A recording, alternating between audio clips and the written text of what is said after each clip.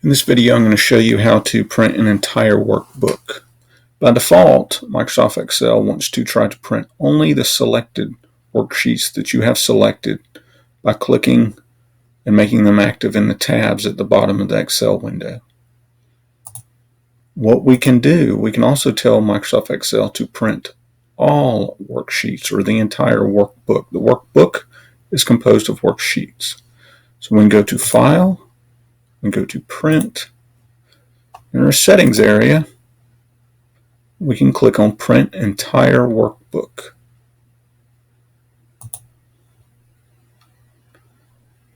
And if you look at the bottom of the screen, we now have HR here. This is by department. So each worksheet has a department name on it. So our first one is HR, our second one is Operations, and our third one is Finance. So they're all set to print at the same time.